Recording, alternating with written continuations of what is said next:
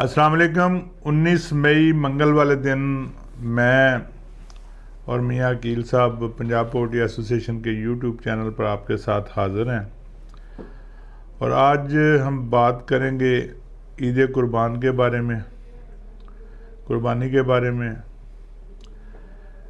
जंग की नई ताज़ी सूरत हाल के बारे में और फिर अपनी मुर्गी और अपने चूज़े के बारे में, मुर्गी के आने वाले दिनों में रेट के हालात के बारे में, चूज़े की पोजीशन के बारे में, मुर्गी की सेल के बारे में, डिमांड के बारे में।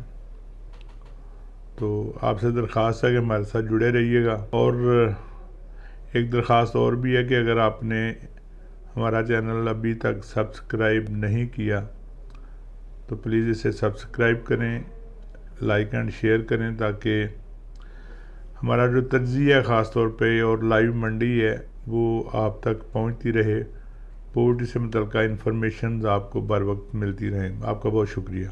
तो सबसे पहले आज हम बात करेंगे ईद कुर्बान के बारे में, ईद उल अज़हा के बारे में। तो ज़ाहिर है कि कुर्बानी एक जो सुन्नत इब्राहीमी है उसका सिलसिला चलता आ रहा है। लोग अपनी बसात के मुताबिक कुर्बानी का फरीज़ा अंजाम देते हैं और कुर्बानी का अगर हम मतलब लें तो ये एक बहुत वसीउल मतलब लफ्ज़ है, जिसमें सिर्फ़ किसी जानवर को ज़िबा कर देने का नाम या ज़िबा करके बांट देने का नाम कुर्बानी नहीं है। कुर्बानी एक लाजवाल जज्बे का नाम है। कुर्बानी सिर्फ़ कोई जानवर ज़िबा करके उसका गोश्त बांट देने का नाम नहीं है। ये एक बहुत लाजवाल जज्बा है जो हर मौका पे हर किसी के साथ किया जा सकता है, मनाया जा सकता है। तो कुर्बानी इतना वसीउल मतलब लफ्ज़ है कि आप जहाँ भी जाएं, जहाँ भी इसको इस्तेमाल करना चाहें, जहाँ भी आप कुर्बानी देना चाहें, तो इसके लिए आपको वसी मौक़े मैसर होते हैं। और कुर्बानी देने वाला शख्स जो है ना, उसकी कुर्बानी कभी ज़ाया नहीं जाती। वो ख़ास समाज में कुर्बानी दे, मुआशरे में कुर्बानी दे, रिश्तेदारी में कुर्बानी दे, दोस्ती में कुर्बानी दे, कुर्बानी का जज्बा जहाँ भी होगा, वो वक्ती तौर पे तो शायद उसको महसूस हो कि उसका कोई नुकसान हुआ है, लॉस हुआ है, लेकिन उसके फ़ायदे जो है ना वो बाद में सामने आते हैं। और हमेशा ही कुर्बानी देने वाले शख्स को अल्लाह ताला उसकी बेहतरी से नवाजता है, उसको अपनी रहमतें करता है, करम करता है। हम लोग समझते हैं कि ठीक है जी, कुर्बानी जो है ना ये सुन्नत इब्राहीमी है और हमने कोई दुम्बा या वो बच्चा या कोई बकरा ज़िबा करना है, गोश्त बांध देना, और ये कुर्बानी है। हालांकि इसके पीछे जो महर्रक है वो अपनी अजीज़ तरीन चीज़ को अल्लाह की राह में कुर्बान कर देने का नाम है। तो सिर्फ उसी तरह नहीं, जैसा कि मैंने पहले कहा कि अगर आप किसी को अपना हक छोड़ते हैं किसी बेहतरी की खातर, किसी की मदद करने के लिए आप अपना कोई पैसा या कोई माल देते हैं, तो वो भी कुर्बानी है। तो इस तरह कुर्बानी की बहुत सारी किस्में हैं। आपने जहाँ भी किसी दूसरे की खातर या अपने दीन की खातर, मज़हब की खातर, माशरे की खातर कोई भी अपना हक छोड़ना है तो वो भी कुर्बानी के ज़ुमरे में ही आता है। मेरे लफ्ज़ों में थोड़ी बहुत अगर गलती हो जाए तो उसके लिए माफ़ कीजिएगा। मैं कोई आलिम दीन नहीं हूँ, लेकिन माशरे से हमने यही सीखा है कि जब आप अपना हक जो किसी के लिए छोड़ते हैं ना, तो वो कुर्बानी है और वो एक बहुत बड़ा जज्बा होता है। तो मैं अल्लाह ताला से दुआ करता हूँ कि हम सबको अल्लाह ताला इस जज्बे से सरफराज करे, हमें तौफीक दे कि हम दूसरों की खातिर कुर्बानी दिया करें, कि यही एक माशरे में अच्छी रवायत पैदा होनी चाहिए और यही हम मुसलमानों का एक तौर तरीका जो है ना वो बनना चाहिए। अल्लाह ताला आपको, हम सबको इस जज्बे को पैदा करने की, इस्तेमाल करने की तौफीक दे और दूसरों के लिए आसानियाँ पैदा करना वो भी कुर्बानी के ज़िम्मे में ही आता है। तो अल्लाह ताला हमें कुर्बानी के इस लाजवाल जज्बे से बहरामंद होने की भी तौफीक दे और दूसरों के लिए कुर्बानी देने की भी तौफीक अता फरमाए। अब हम आते हैं ईद वाले दिन। 7 दिन तकरीबन रह गए हैं ईद कुर्बान में। तो इस दफ़ा मैंने एक कोशिश की है, अल्लाह करे उसमें कामयाबी हो जाए, कि हम और हमारे दोस्त, मैं अपने दोस्तों से रिक्वेस्ट करूँगा कि जो भी इसमें शामिल होना चाहें, कि हम अपनी अपनी कुर्बानी के जो गोश्त में से जो लोगों में हिस्सा बांटना है, तो हम लोग वो गोश्त कुछ इकट्ठा करेंगे और उसको पका के हम तीनों दिन टोलिंटन मार्केट में जो हमारे मज़दूर भाई हैं, जो हमारे साथ काम करते हैं, जो ईद की छुट्टी पे नहीं जा रहे, जो मुर्गी वाली गाड़ियों के साथ मज़दूर काम करते हैं, जो दुकानों पे काम करते हैं, और जो वहाँ पे राह गुज़र भी होंगे, हम उनको पका के वो गोश्त और उसके साथ रोटी वगैरह का बंदोबस्त करके डाइनिंग चेयर्स लगा के, टेबल लगा के खाने के लिए पेश करेंगे। और कोशिश करेंगे कि ये रवायत आइंदा भी ज़िंदा रहे। तो जो भी टोलिंटन मार्केट के आसपास रहने वाले मुर्गी वाले मज़दूर हैं, काम करने वाले, कोई भी हो, मज़दूर है, मालिक है, कोई भी हो, तो हम एहतमाम करेंगे कि वो गोश्त हम पका के उन्हें उसके साथ रोटी वगैरह का बंदोबस्त करके वहाँ पे खिलाएं। और ये तीनों दिन के लिए इंशाल्लाह इंतज़ाम होगा। टोलिंटन मार्केट ट्रेडर्स वेलफेयर एसोसिएशन और पंजाब पोल्ट्री एसोसिएशन की तरफ से ये इंतज़ाम किया जाएगा। और कोई भी दोस्त जो आसानी से अपनी कुर्बानी के गोश्त में से कोई हिस्सा वहाँ पे पहुँचाना चाहे तो उसकी बहुत शुक्रिया, बहुत मेहरबानी। अब हम आते हैं रोज़ के अपने तजिए की तरफ। और सबसे पहले तो मैं मियाँ अकील साहब से पूछना चाहूँगा कि ईद उल अज़हा पे मुर्गी की डिमांड की सूरत हाल क्या होती है? ईद से पहले क्या सूरत हाल होती है, ईद के बाद क्या सूरत हाल होती है? मियाँ साहब, ईद तो पहला मुर्गी की डिमांड होंगी है? ज़्यादा होंगी है, स्टाक कर दो, नहीं होंगी? ज़रा तफसील ना दसो। डिमांड जी बिल्कुल होंगी है और बहुत अच्छी तादाद च होंगी है, लेकिन इस दफ़ा पता नहीं कोई महंगाई की वजह है या कोई लोग जंग तो तवज्जो उधर ने, तो इस दफ़ा इतना कोई काम का नहीं है डिमांड, यानी कि नहीं है। तो पहले जो स्टाक वगैरह होंदा सी, इस दफ़ा वो डिमांड उस हद तक नहीं है, बिल्कुल नहीं है जी। गल मियाँ साहब की वाकई ठीक है। कोई हालात इस तरह के बने ने, कोई समझ नहीं आ रही कि इन्हां दिनां दे विच अच्छी वाली डिमांड होंदी सी, शादियां भी होंदियां सी, लेकिन ना शादियां हो रही ने, ना डिमांड हो रही, और आम रिटेल सेल जी वो भी बहुत घट हो गई। तो मियाँ साहब, ईद के बाद की सूरत हाल बनती है? ईद के बाद जी, ईद के बाद की किया जा सकता है, पोजीशन जो नज़र आ रही है, लगता है कि देखो ना, आम रूटीन में ईद उल अज़हा के बाद भी डिमांड घटती होंगी है, क्योंकि गोश्त तकरीबन हर घर पहुँच जाता है। कुछ लोग, अक्सर लोग खुद कुर्बानी करते हैं, जोड़े नहीं करते उन्होंने घर भी हिस्सा पहुँच जाता है। वो लामहाला फर्क तो पैंदा है। लेकिन इस दफ़ा जो मंदे की सूरत हाल है, जो लोगों च खरीदन की ताकत नहीं गई, सकत नहीं गई, बहुत बुरे हाल चल रहे हैं। मैं कल अपना एक आउटलैट देख रहा सी, ते उत्थे कल 22,000 रुपया टोटल सेल सी, जो कि वह 22,000 तो ज़्यादा रोज़ का खर्च है, जो रेंट वगैरह ये वो, बल्कि 22,000 की बजाय वह 30,000 खर्च है रोज़, और वो सेल कल टोटल 22,000 सी। और इस बंदे का अज रिजल्ट भी सामने आ गया। अज मंडियां पोजीशन जी सी, कल 335 रुपये रेट अनाउंस होया सी, 335 के हिसाब नाल सौदे होए, और पहले नंबर तो सरकार ने उन्होंने 330 कर दिता। ਉਹਦੀ ਸਾਨੂੰ कोई तुक समझ नहीं आई। सरकार भी अज अपनी मर्जी करती है, हालांकि कल 335 करना बनता सी, अगर वो 5 रुपये ਵਧਾਉਂਦੇ ने एक दिन में, तो फिर भी 335 करना बनता सी। लेकिन सरकार की हैट तरमी है, DC साहब की मर्जी है, वो सानू मुर्गी देन दे ते रवादार नहीं गए इस रेट ते, और रेट बेचन दे पाबंद करते हैं। बहरहाल ਉਹਦੇ बारे भी मैं दसना चाहना कि आसिफ गोंदल साहब जोड़े ने चेयरमैन ब्रायलर फार्मर एसोसीएशन, वो काफ़ी कुछ कोशिश कर बैठे ने, कुछ करनी है।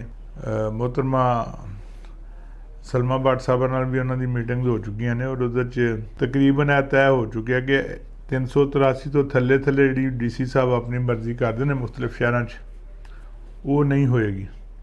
वो बारे बकायदा 1-2 दिन मीटिंग होएगी, और इंशाल्लाह असी उम्मीद है कि वो मसला हल हो जाएगा। तो मंदे की सूरत हाल दसिया कि 335 रुपये रेट सी, 330 रुपये गौरमेंट ने कर दिता, और साढ़े सप्लाई वाले भरावां नूं बड़ा मुश्किल पेश आई, क्योंकि लिस्ट भी रात में बड़ा लेट आई, किसी ने दसिया भी नहीं जा सकिया, और उन्होंने 330 के हिसाब नाल ही सप्लाई की थी।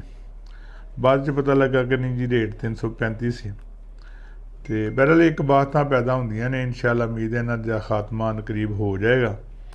ਔਰ ਮੰਦੇ ਦੀ ਸੂਰਤ ਇਸ ਤਰ੍ਹਾਂ ਸਾਹਮਣੇ ਆਈ ਕਿ ਸੁਬਹ ਮੰਡੀ ਜਿਹੜੀ ਹੈ ਨਾ ਉਹ 335 ਤੋਂ ਸ਼ੁਰੂ ਹੋਈ ਔਰ ਆਸਤਾ ਆਸਤਾ ਉਹ ਡਿਕਰੀਜ਼ ਹੁੰਦੀ ਹੁੰਦੀ 315 ਰੁਪਏ ਤੱਕ ਆਈ, ਬਲਕਿ ਜ਼ਿਆਦਾ ਮੁਰਗੀ 315 ਦੇ ਵਿੱਚ ਹੀ ਵਿਕੀ ਔਰ 11 ਵਜੇ ਤੱਕ ਗੱਡੀਆਂ ਮੰਡੀਆਂ 'ਚ ਖੜੀਆਂ ਰਹੀਆਂ, ਮੁਰਗੀ ਉਤਾਰਦੀਆਂ ਰਹੀਆਂ। ਇਹ ਤਾਂ ਮੰਦੇ ਦੀ ਸੂਰਤ ਹਾਲ ਸੀ।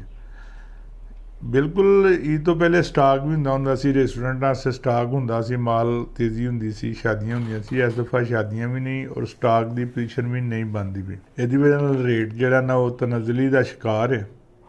ਆਉਣ ਵਾਲੇ ਦਿਨਾਂ 'ਚ ਵੀ ਸਾਫ਼ ਗੱਲ ਹੈ, ਕਿਸੇ ਨੂੰ ਬੁਰੀ ਲੱਗੇ ਅੱਛੀ ਲੱਗੇ, ਲੇਕਿਨ ਅਸੀਂ ਕੋਈ ਧੋਖਾ ਨਹੀਂ ਦੇਣਾ ਚਾਹੁੰਦੇ। ਹਾਲਾਤ ਅੱਗੋਂ ਅੱਛੇ ਨਜ਼ਰ ਨਹੀਂ ਆਏ, ਨਾ ਅੱਗੋਂ ਨਜ਼ਰ ਆ ਰਹੇ ਨੇ। ਰੇਟ ਦਾ ਵਧਣ ਦਾ ਤਾਂ ਬਿਲਕੁਲ ਕੋਈ ਚਾਂਸ ਨਜ਼ਰ ਨਹੀਂ ਆ ਰਿਹਾ। ਸ਼ਾਇਦ ਚਾਂਦ ਰਾਤ ਨੂੰ ਲੋਕਲ ਵਾਲਿਆਂ ਦੀ ਕੋਈ 10-20 ਰੁਪਏ ਵੱਧ ਜਾਏ, ਲੇਕਿਨ ਇਸ ਤੋਂ ਬਾਅਦ ਮੈਨੂੰ ਉਮੀਦ ਨਹੀਂ ਕਿ ਉਹ ਵੀ ਹੋਏ। ਇਸ ਵਾਸਤੇ ਰੇਟ ਤੁਸੀਂ ਦੇਖਣ ਦੀ ਬਜਾਏ, ਹੋਲਡ ਕਰਨ ਦੀ ਬਜਾਏ, ਮਾਲ ਤਿਆਰ ਹੈ ਤੇ ਉਹਨੂੰ ਨਾਲ ਨਾਲ ਕੱਢਦੇ ਰਹੋ, ਕਿਉਂਕਿ ਗਰਮੀ ਦੀ ਸ਼ਿੱਦਤ ਬਹੁਤ ਜ਼ਿਆਦਾ ਅਤੇ ਉਹ ਨਾ ਹੋਏ ਕੋਈ ਫਲਾਕ ਡਿਸਟਰਬ ਹੋਏ। ਜੰਗ ਦੀ ਸੂਰਤ ਹਾਲ ਬੜੀ ਅਜੀਬ ਜਿਹੀ ਚੱਲਦੀ ਪਈ ਹੈ। ਰੋਜ਼ ਦੀ ਜੰਗ ਜਿਹੜੀ ਹੈ ਨਾ ਉਹ ਹੋ ਰਹੀ ਹੈ ਔਰ ਕੋਈ ਸਮਝ ਨਹੀਂ ਆ ਰਹੀ, ਲੇਕਿਨ ਉਹਦਾ ਅਸਰ ਜਿਹੜਾ ਨਾ ਉਹ ਪੈਟਰੋਲ ਡੀਜ਼ਲ ਮਹਿੰਗਾ ਹੋਣ ਦੀ ਸ਼ਕਲ ਸਾਹਮਣੇ ਜ਼ਰੂਰ ਆ ਰਿਹਾ, ਜਿਹੜਾ ਸਾਰਾ ਕੁਛ ਮਈਸ਼ਤ ਦੀ ਤਬਾਹੀ ਦਾ ਬਾਇਸ ਬਣ ਰਿਹਾ। ਅੱਲਾ ਕਰੇ ਇਹ ਜਲਦੀ ਮਾਮਲਾਤ ਖ਼ਤਮ ਹੋ ਜਾਂਦੇ। ਠੰਡੇ ਤੇ ਹੋ ਗਏ ਨੇ, ਉਹਨਾਂ ਦੀ ਮਿਜ਼ਾਈਲਾਂ ਦੀ ਤਾਦਾਦ ਤੇ ਕਮ ਹੋ ਗਈ ਹੈ, ਲੇਕਿਨ ਜਿਹੜੇ ਬਾਕੀ ਲੋਕਾਂ ਨੂੰ ਪੈਟਰੋਲ ਡੀਜ਼ਲ ਦੀ ਉਹਨਾਂ ਮਿਸਾਈਲ ਬਣੇ ਹੋਏ ਨੇ ਉਹ ਕੰਮ ਨਹੀਂ ਹੋ ਪਾ ਰਹੇ। ਅਤੇ ਸਾਡੀ ਤਾਂ ਹੁਣ ਇਹ ਖਾਸ਼ ਹੈ ਕਿ ਜੋ ਕੁਛ ਹੋਣਾ ਜਿਹੜਾ ਇਕੱਠਾ ਨਿਕਲਣਾ ਨਿਕਲ ਜਾਏ ਜਲਦੀ, ਤਾਂ ਕਿ ਕਿਸੇ ਪਾਸੇ ਲੋਕ ਲੱਗਣ, ਕੋਈ ਬਿਜ਼ਨਸ ਕਰਨ ਵਾਲੇ ਪਾਸੇ ਆਉਣ। ਅਗਰ ਇਸ ਤਰ੍ਹਾਂ ਵੀ ਤਬਾਹੀ ਤਾਂ ਹੋ ਰਹੀ ਹੈ, ਇਹ ਨਜ਼ਰ ਨਹੀਂ ਆ ਰਹੀ। ਅਤੇ ਬਾਕੀ ਜਿਹੜਾ ਇਸਲਾਮੀ ਮੁਲਕਾਂ 'ਚ ਫੁੱਟ ਪਵਾਉਣ ਦੀ ਕੋਸ਼ਿਸ਼, ਉਹਨਾਂ ਦੀ ਕਾਮਯਾਬ ਕੋਸ਼ਿਸ਼ ਉਹਨਾਂ ਨੇ ਕੀਤੀ ਹੈ ਔਰ ਇਹ ਹਮੇਸ਼ਾ ਤੋਂ ਸਿਹੋਣੀ ਕਰਦੇ ਆਏ ਨੇ। ਅੱਲਾਹ ਤਾਲਾ ਸਾਨੂੰ ਇਹ ਵੀ ਤੌਫੀਕ ਦੇ ਕਿ ਅਸੀਂ ਇਹਨਾਂ ਚੀਜ਼ਾਂ ਨੂੰ ਸਮਝੀਏ, ਲੇਕਿਨ ਉਹ ਜਿਨ੍ਹਾਂ ਦੀ ਅੱਖਾਂ 'ਤੇ ਦੌਲਤ ਦੀਆਂ ਪੱਟੀਆਂ ਬੰਨੀਆਂ ਹੋਈਆਂ ਨੇ, ਉਹਨਾਂ ਨੂੰ ਇਹਨਾਂ ਚੀਜ਼ਾਂ ਦੀ ਪਰਵਾਹ ਕੋਈ ਨਹੀਂ। ਉਹਨਾਂ ਨੂੰ ਸਿਰਫ ਔਰ ਸਿਰਫ ਆਪਣੀ ਪਰਵਾਹ ਹੈ। ਸਿਰਫ ਅਸੀਂ ਲੋਕ ਆਪਣੇ ਮੁਸਲਮਾਨ ਭਾਈ ਕਰਨੇ, ਉਹ ਤਾਂ ਸ਼ਾਇਦ ਸਾਨੂੰ ਮੁਸਲਮਾਨ ਤੇ ਸਮਝਦੇ ਨੇ ਕਿ ਨਹੀਂ ਸਮਝਦੇ, ਲੇਕਿਨ ਉਹ ਭਾਈ ਸਾਨੂੰ ਕੋਈ ਨਹੀਂ ਸਮਝਦੇ। ਇਹ ਗਲਤਫਹਿਮੀ ਸਾਨੂੰ ਦੂਰ ਕਰ ਲੈਣੀ ਚਾਹੀਦੀ ਹੈ। ਉਹ ਭਾਈ ਸਿਰਫ ਉਹਨਾਂ ਨੂੰ ਹੀ ਸਮਝਦੇ ਜਿਨ੍ਹਾਂ ਕੋਲ ਉਹਨਾਂ ਦੇ ਬਰਾਬਰ ਦੌਲਤ ਹੈ। ਜਿਹੜੇ ਉਹਨਾਂ ਕੋਲ ਮੰਗਣ ਲਈ ਪੈਸੇ ਜਾਂਦੇ ਨੇ, ਉਹ ਉਹਨਾਂ ਨੂੰ ਭਾਈ ਨਹੀਂ ਸਮਝਦੇ। ਇਹ ਪਾਕਿਸਤਾਨੀ ਨੂੰ ਗੌਰ ਕਰਨਾ ਚਾਹੀਦਾ ਔਰ ਇਹ 'ਤੇ ਯਕੀਨ ਵੀ ਰੱਖਣਾ ਚਾਹੀਦਾ। ਤਾਂ ਬਹਰਹਾਲ ਅਸੀਂ ਕਹਿੰਦੇ ਕਿ ਜੰਗ ਦਾ ਖਾਤਮਾ ਹੋਏ ਤਾਂ ਕਿ ਮਈਸ਼ਤ ਸੰਭਲੇ, ਲੋਕ ਆਪਣਾ ਬਿਜ਼ਨਸ ਸ਼ੁਰੂ ਕਰਨ, ਆਪਣੇ ਤਰੀਕੇ ਨਾਲ ਸ਼ੁਰੂ ਕਰਨ, ਤਾਂ ਕਿ ਸਾਰਿਆਂ ਦੀ ਆਸਾਨੀ ਪੈਦਾ ਹੋਏ। ਚੂਜ਼ੇ ਦਾ ਰੇਟ ਵੀ ਜਿਸ ਤਰ੍ਹਾਂ ਕਿ ਮੁਰਗੀ ਦੇ ਰੇਟ ਦੇ ਨਾਲ ਚੂਜ਼ੇ ਦਾ ਰੇਟ ਵੀ 75-76 ਅਨਾਊਂਸ ਕਰਦੇ ਪਏ ਨੇ, ਲੇਕਿਨ ਬਹਰਹਾਲ ਚੂਜ਼ਾ ਇੰਨੇ 'ਚ ਵਿਕਦਾ ਨਹੀਂ ਪਿਆ। ਫਾਰਮਰਜ਼ ਅਲੱਗਾ ਪਰੇਸ਼ਾਨ ਨੇ, ਉਹਨਾਂ ਨੂੰ ਵੀ ਸਮਝ ਨਹੀਂ ਆ ਰਹੀ ਕਿ ਚੂਜ਼ਾ ਪਾਈਏ ਕਿੰਨੇ ਦਾ, ਤਿਆਰ ਕਿੰਨੇ ਦਾ ਹੋਏਗਾ, ਸੇਲ ਕਿੰਨੇ ਦਾ ਹੋਏਗਾ। ਹਰ ਬੰਦਾ ਪਰੇਸ਼ਾਨ ਹੈ, ਲੇਕਿਨ ਜਿਹੜੇ ਲੋਕ ਸਰਕਲ 'ਚ ਜੁੜੇ ਹੋਏ ਨੇ ਉਹਨਾਂ ਦੀ ਮਜਬੂਰੀ ਹੈ, ਉਹਨਾਂ ਨੇ ਪਾਣਾ ਹੀ ਪਾਣਾ। ਲੇਕਿਨ ਉਹ ਵੀ ਕੋਸ਼ਿਸ਼ ਕਰਦੇ ਨੇ ਕਿ ਅਸੀਂ ਜਿੰਨਾ ਸਸਤੇ ਤੋਂ ਸਸਤਾ ਮਿਲ ਸਕੇ ਉਦੋਂ ਹੀ ਪਾਈਏ, ਅਗਰ ਮਹਿੰਗਾ ਮਿਲੇ ਤਾਂ ਅਸੀਂ ਰੁਕ ਜਾਈਏ। ਔਰ ਇਹ ਹੀ ਬਿਹਤਰ ਹੈ ਕਿ ਮਹਿੰਗਾ ਚੂਜ਼ਾ ਪਾਉਣ ਦੀ ਬਜਾਏ ਤੁਸੀਂ ਸਸਤੇ ਚੂਜ਼ੇ ਵੱਲ ਤਵੱਜੋ ਕਰੋ। ਬੇਸ਼ੱਕ ਇਹ ਚੂਜ਼ੇ ਵਾਲਿਆਂ ਦੇ ਖਿਲਾਫ ਗੱਲ ਜਾਂਦੀ ਹੈ, ਲੇਕਿਨ ਉਹਨਾਂ ਦਾ ਆਪਣਾ ਬਿਜ਼ਨਸ ਹੈ, ਉਹਨਾਂ ਦਾ ਆਪਣੀ ਕੋਸ਼ਿਸ਼ ਹੁੰਦੀ ਹੈ ਕਿ ਚੂਜ਼ਾ ਮਹਿੰਗੇ ਤੋਂ ਮਹਿੰਗਾ ਵੇਚਣ। ਲੇਕਿਨ ਬਹਰਹਾਲ ਫਾਰਮਰ ਨੇ ਆਪਣਾ ਦੇਖਣਾ ਕਿ ਮੈਂ ਕਿਸ ਤਰ੍ਹਾਂ ਬਚਣਾ। ਅਤੇ ਫਾਰਮਰ ਨੂੰ ਆਉਣ ਵਾਲੇ ਵਕਤ 'ਚ ਅੱਗੇ ਇਹ ਮੁਹਰਮ ਦੇ ਵਿੱਚ ਤਿਆਰ ਹੋਣਾ ਚੂਜ਼ਾ। ਮੁਹਰਮ ਦੇ ਵਿੱਚ ਗਰਮੀ ਦੀ ਵੀ ਬੜੀ ਸ਼ਿੱਦਤ ਹੋਣੀ ਹੈ, ਇਸ ਵਾਸਤੇ ਸੋਚ ਸਮਝ ਕੇ ਚੂਜ਼ਾ ਪਲੇਸ ਕਰਨਾ ਬਣਦਾ। ਉਹਦੀ ਕਾਸਟ ਨੂੰ ਮੱਦੇਨਜ਼ਰ ਰੱਖਣਾ ਬਣਦਾ, ਉਹਦੀ ਸੇਲ ਕੀ ਰਹੇਗੀ ਇਹਨੂੰ ਮੱਦੇਨਜ਼ਰ ਰੱਖਣਾ ਬਣਦਾ। ਔਰ ਇਹਦੀ ਸੇਲ ਫਿਲਹਾਲ ਜਿੰਨਾ ਚੂਜ਼ਾ ਉਹਦੇ ਮੁਤਾਬਕ ਕੋਈ ਇੰਨੀ ਅੱਛੀ ਨਜ਼ਰ ਨਹੀਂ ਆ ਰਹੀ। ਇਸ ਵਾਸਤੇ ਦਰਖਾਸਤ ਕਰਾਂਗੇ ਕਿ ਆਪਣਾ ਫਲਾਗ ਪਲੇਸ ਕਰਨ ਤੋਂ ਪਹਿਲੇ ਪੂਰੀ ਉਹਦੀ ਫਿਜ਼ੀਬਿਲਿਟੀ ਬਣਾਓ। ਨਫਾ ਨੁਕਸਾਨ ਬੇਸ਼ੱਕ ਅੱਲਾਹ ਤਾਲਾ ਦੇ ਹੱਥ 'ਚ, ਲੇਕਿਨ ਫਿਰ ਵੀ ਫਿਜ਼ੀਬਿਲਿਟੀ ਬਣਾਉਣਾ, ਪਲੈਨਿੰਗ ਕਰਨਾ ਇਹ ਜ਼ਰੂਰੀ ਹੈਗਾ। ਅਤੇ ਅਸੀਂ ਦਰਖਾਸਤ ਕਰਾਂਗੇ ਕਿ ਆਪਣੇ ਨਵੇਂ ਫਲਾਗ ਦੀ ਪਲੈਨਿੰਗ ਬਕਾਇਦਾ ਕਰੋ, ਇੱਕ ਕਾਗਜ਼ ਪੈਨਸਲ ਰੱਖੋ, ਉਹਦੇ 'ਚ ਹਰ ਚੀਜ਼ ਨੋਟ ਕਰੋ ਔਰ ਉਹਦੇ ਨਾਲ ਆਪਣੇ ਜਿਹੜੇ ਫਾਰਮ ਦੇ ਮੁਲਾਜ਼ਮ ਨੇ ਉਹਨਾਂ ਨੂੰ ਵੀ ਤਨਬੀਹ ਕਰੋ ਕਿ ਆਉਣ ਵਾਲੇ ਦਿਨ ਜਿਹੜੇ ਨੇ ਉਹ ਬਹੁਤ ਖ਼ਰਾਬ ਨੇ। ਇਸ ਵਾਸਤੇ ਉਹ ਫਲਾਗ ਨੂੰ ਹੈਲਦੀ ਪਾਲਣ, ਬਾਇਓਸਿਕਿਉਰਿਟੀ ਦੀ ਤਰਫ ਤਵੱਜੋ ਰੱਖਣ ਔਰ ਛੋਟੀ ਚੀਜ਼ਾਂ ਜਿਨ੍ਹਾਂ 'ਤੇ ਅਸੀਂ ਗੌਰ ਨਹੀਂ ਕਰਦੇ, ਆਉਣ ਵਾਲੇ ਦਿਨਾਂ 'ਚ ਉਹਨਾਂ 'ਤੇ ਵੀ ਗੌਰ ਕਰਨ ਤਾਂ ਕਿ ਫਲਾਗ ਡਿਸਟਰਬ ਨਾ ਹੋਏ। ਆਖਰ ਦੇ ਉੱਤੇ ਅਸੀਂ ਫਿਰ ਮੀਆਂ ਸਾਹਿਬ ਅਸੀਂ ਰਿਕੁਐਸਟ ਕਰਾਂਗੇ ਆਪਣੇ ਦੋਸਤਾਂ ਨੂੰ ਕਿ ਜਿਹੜਾ ਅਸੀਂ ਟੋਲਿੰਟਨ ਮਾਰਕੀਟ ਦੇ ਬਾਹਰ ਈਦ ਵਾਲੇ ਦਿਨ, ਟਰੂ ਵਾਲੇ ਦਿਨ, ਮਰੂ ਵਾਲੇ ਦਿਨ ਲੋਕਾਂ ਨੂੰ ਖਾਣਾ ਖਿਲਾਉਣ ਦਾ ਸਿਲਸਿਲਾ ਹੈ, ਕੁਰਬਾਨੀ ਵਾਲੇ ਗੋਸ਼ਤ ਨੂੰ ਬਕਾਇਦਾ ਪਕਾ ਕੇ ਉਹਦੇ ਨਾਲ ਲਵਾਜ਼ਮਾਤ ਜਿਹੜੇ ਨੇ ਰੋਟੀ, ਰਾਇਤਾ, ਦਹੀਂ, ਚਟਨੀ ਜੋ ਵੀ ਹੋਏਗਾ ਉਹ ਇਨਸ਼ਾਅੱਲਾ ਅਸੀਂ ਇੱਕ ਅੱਛੇ ਤਰੀਕੇ ਦੇ ਨਾਲ ਉੱਥੇ ਡਿਸਪਲੇ ਕਰਾਂਗੇ। ਉਹ ਜਿੱਦਾਂ ਵੀ ਦਿਲ ਕਰਦਾ ਹੈ, ਖਾ ਉੱਥੋਂ ਦਾ ਮਜ਼ਦੂਰ ਹੈ, ਮੁਲਾਜ਼ਮ ਹੈ, ਦੁਕਾਨਦਾਰ ਹੈ, ਜਾਂ ਕੋਈ ਰਾਹ ਜਾਂਦੇ ਲੋਕ ਵੀ ਨੇ। ਬਹੁਤ ਸਾਰੇ ਉਹ ਪੈਰੋਲ 'ਤੇ ਬਾਹਰ ਨਿਕਲੇ ਕੈਦੀ ਵੀ ਹੁੰਦੇ ਨੇ ਜਿਹੜੇ ਈਦ 'ਤੇ ਸਫਾਈਆਂ ਵਗੈਰਾ ਕਰ ਰਹੇ ਹੁੰਦੇ ਨੇ, ਅਤੇ ਉਹਨਾਂ ਨੂੰ ਅਸੀਂ ਖਿਲਾਉਣਾ ਚਾਹੁੰਦੇ ਹਾਂ। ਜਿਹੜਾ ਵੀ ਦੋਸਤ ਉਹਦੇ 'ਚ ਕੋਈ ਆਪਣਾ ਗੋਸ਼ਤ ਭੇਜਣਾ ਚਾਹੇ, ਉਹ ਮੀਆਂ ਅਕੀਲ ਸਾਹਿਬ ਨਾਲ, ਚੌਧਰੀ ਸ਼ਕੀਲ ਸਾਹਿਬ ਨਾਲ, ਮੇਰੇ ਨਾਲ, ਕਿਸੇ ਨਾਲ ਵੀ ਰਾਬਤਾ ਕਰ ਲੇ, ਅਤੇ ਅਸੀਂ ਉਹਦੇ ਵੀ ਸ਼ੁਕਰਗੁਜ਼ਾਰ ਹੋਵਾਂਗੇ। ਔਰ ਅਸੀਂ ਕੋਸ਼ਿਸ਼ ਕਰਾਂਗੇ ਕਿ ਜ਼ਿਆਦਾ ਤੋਂ ਜ਼ਿਆਦਾ ਲੋਕਾਂ ਨੂੰ ਕੁਰਬਾਨੀ ਦਾ ਇਹ ਗੋਸ਼ਤ ਪਕਾ ਕੇ ਖਿਲਾ ਸਕੀਏ। ਅੱਲਾਹ ਤਾਲਾ ਸਭ ਦੀ ਕੁਰਬਾਨੀ ਵੀ ਕਬੂਲ ਫਰਮਾਏ, ਔਰ ਸਭ ਦੀ ਜਿਹੜੀ ਮਿਹਨਤ ਅਤੇ ਖਿਦਮਤ ਹੈ ਉਹਨੂੰ ਵੀ ਕਬੂਲ ਫਰਮਾਏ। ਇਸ ਦੁਆ ਦੇ ਨਾਲ ਕਿ ਅੱਲਾਹ ਤਾਲਾ ਸਭ ਦਾ ਹਾਮੀ ਨਾਸਰ ਹੋਏ, ਸਭ ਨੂੰ ਸਿਹਤ ਸਲਾਮਤੀ ਦੇ, ਔਰ ਰਿਜ਼ਕ ਹਲਾਲ ਵਾਫਰ ਨਸੀਬ ਕਰੇ। ਤੁਹਾਡੇ ਕੋਲ ਇਜਾਜ਼ਤ ਚਾਹੁੰਦੇ ਹਾਂ। ਕੱਲ੍ਹ ਇਨਸ਼ਾਅੱਲਾ ਫਿਰ ਹਾਜ਼ਰ ਹੋਵਾਂਗੇ। ਕੱਲ੍ਹ ਤੱਕ ਲਈ ਅੱਲਾ ਹਾਫਿਜ਼। ਪਾਕਿਸਤਾਨ ਹਮੇਸ਼ਾ ਹਮੇਸ਼ਾ ਜ਼ਿੰਦਾਬਾਦ।